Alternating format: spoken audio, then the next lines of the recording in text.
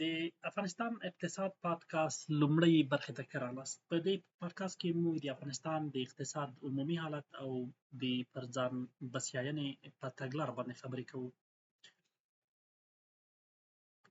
سلامونه او نیکې هیلې د هوسا ژوند او د هیواد د پرمختګ د هر مینوال د دې پودکاسټ ګرانو اورېدونکو ته. زه سید محمد نعیم خالد یم او تاسو د هیواد د اقتصادي ودې په اړه د ځانګړو پودکاسټونو لومړۍ برخه اورئ. ګرانو هیوادوالو، کله چې موږ اقتصاد نوم اخلو، ډېری وخت مو ذهن ته پیسې، بازار او لویې فابریکې راځي. خو آیا تر اوسه مو فکر کړی چې زموږ د هیواد اقتصادي بنسټ پر څه ولاړ دی؟ موږ نن چیرته یو او د پر ځان بسیاینې په لور زموږ لومړي ګامونه باید څه وي؟ نن په همدې موضوع تفصیلي خبرې کوو. له موږ سره پاتې شئ. راځئ لومړی له اوسني وضعیت څخه پیل وکړو. په تېرو څو کلونو کې د افغانستان اقتصاد له خورا لویو او بېساري بدلونونو سره مخ شوی دی.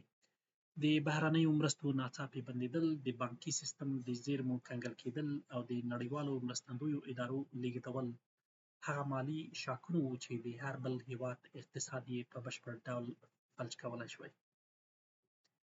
د هېواد ناخالص داخلي تولید یا هماغه GDP چې زموږ د ټول هېواد د تولید ځواک اندازه ښیي د پام وړ کم شو. خو پوښتنه دا ده، آیا د دې مرستو بندېدل یوازې یو ناورین و که په زړه کې یې یو بل فرصت هم پروت و؟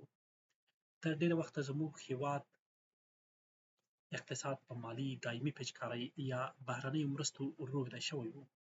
کله چې دا مرستې بندې شوې، موږ اړ شو چې خپلې پښې پر خپل ټغر وغځوو. په تېرو څو کلونو کې موږ ولیدل چې د لومړي ځل لپاره د هېواد بودیجه له کورنیو عوایدو څخه تمویل شوه. ګمرکونه تر ډېره حده له فساده پاک شول او د مالي چارو په راټولولو کې جدیت رامنځته شو. دا په دې معنا دی چې موږ د ځان بسیاینې لومړی او تر ټولو سخت درس زده کړ: په خپلو مټو تکیه کول. خو ګرانو اوریدونکو، یوازې د مالیاتو راټولول او د بودیجې پوره کول د اقتصاد وده نشي تضمینولی. د یو باثباته اقتصاد لپاره موږ د تولید او پانګونې دورې ته اړتیا لرو. په هېواد کې دننه د تقاضا او عرضې ترمنځ تعادل باید رامنځته شي. راځئ په دې خبره وکړو چې پر ځان بسیاینه په عمل کې څه معنا لري. لومړی دا معنا لري چې موږ ته هغه توکي چې په کور دننه یې د تولید ظرفیت لرو باید له بهره رانه وړو. د بېلګې په توګه د کرنې سکتور، د ودانیزو توکو تولید او د لومړنیو خوراکي توکو پروسس. کله چې موږ په کور دننه تولید کوو، زموږ پیسې په خپل هېواد کې دننه څرخیږي او په پایله کې یې افغانۍ ارزښت ساتل کېږي. دویم، د بهرنیو پانګونو لپاره د ډاډمن چاپېریال رامنځته کول. په هېواد کې د سراسري امنیت شتون یو بېساری فرصت دی. خو امنیت یوازې فزیکي نه وي، بلکې قانوني او د اقتصادي خوندیتوب لا هم غواړي. پانګوال باید ډاډه وي چې د دوی سرمایه خوندي ده او د کار لپاره یې قوانین اسانه دي.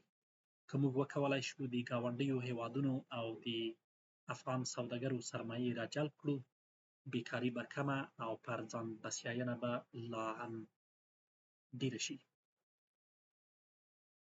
خو په دې لار کې تر ټولو لوی چانسونه چې دي، موږ نشو کولی حقایق پټ کړو. زموږ مالي سکتور لا هم د انزوا په حالت کې دی.